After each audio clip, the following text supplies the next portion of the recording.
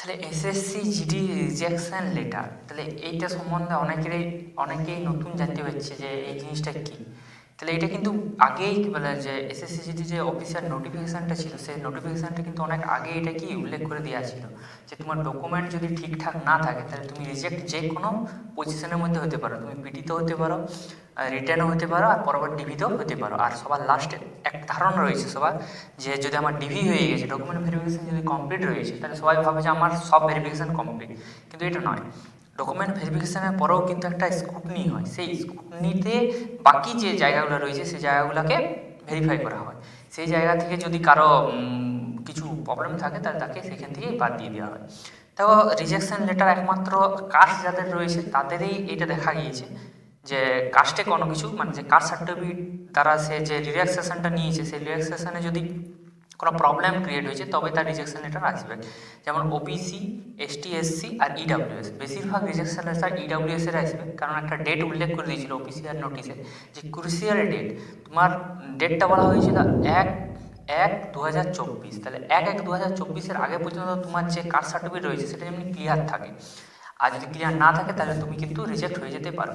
এইখানে একটা করণীয় ছিল যাদের কমপ্লিট ছিল না, আর যদি তারা ইউআরএ কোয়ালিফাই করেছিল তাহলে তারা নিজেদেরকে মাঠে যখন ডাকা হয়েছিল তখন যদি সে বলতো যে আমাকে ইউআরএ ট্রান্সফার করে দেওয়া হোক, তাহলে সে নিঃসন্দেহে ওইখান থেকে ইউআরএ ট্রান্সফার হয়ে যেত।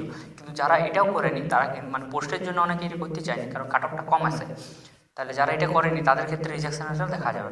তাহলে 1/1/2024 যে ডেটটা রয়েছে এই ডেটের আগে পর্যন্ত যদি তোমার কাস্ট সার্টিফিকেটে কোনো প্রবলেম নেই তাহলে তোমার রিজেকশন লেটার আসবে না, আর যদি প্রবলেম রয়েছে তাহলে অবশ্যই এটা আসবে। আর এই রিজেকশন লেটারের জন্যই তোমার রেজাল্টে ডিলে হচ্ছে। আর রেজাল্টের ডেট বলতে এখন ডিসেম্বরের লাস্ট উইক ধরে চলো, আর যদি ডিসেম্বরের লাস্ট উইক নাও হয় তাহলে জানুয়ারির ফার্স্ট উইক, কেন ফেব্রুয়ারিতে জয়েনিং করাবার আছে। সিআরপিএফ আর বিএসএফ এই দুটা ফিল্ডকে কিন্তু ফেব্রুয়ারিতে জয়েনিং করাবারই আছে। তাহলে সেহেতু এরা যত জিডি বোর্ড যত তাড়াতাড়ি পারবে এই জিনিসটাকে সলভ করার চেষ্টা করবে।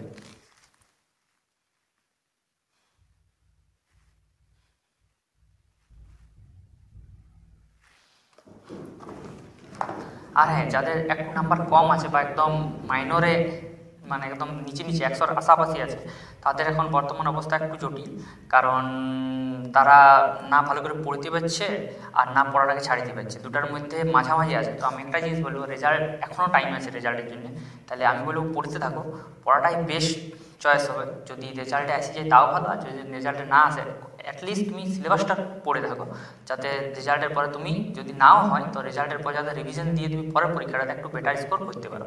কারণ যারা রিজেকশন নিয়েছো তারা এটা নিঃসন্দেহে জানো যে নাম্বার তাদের কম রয়ে গেছে, সেই জন্যই তারা রিজেকশন পাবে।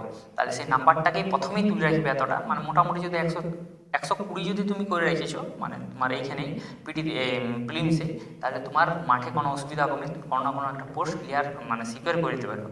রিসেন্টলি আমাদের সিজিএলের রেজাল্ট দিল, তাহলে আমরা দেখলাম 153, তাহলে কাট অফ কিন্তু বাড়িয়ে চলেছে, সেই এসএসসি জিডিতেও যদি বাড়িয়ে যায় পরবর্তী ক্ষেত্রে সেটাতে অবাক হওয়ার কিছুই নেই।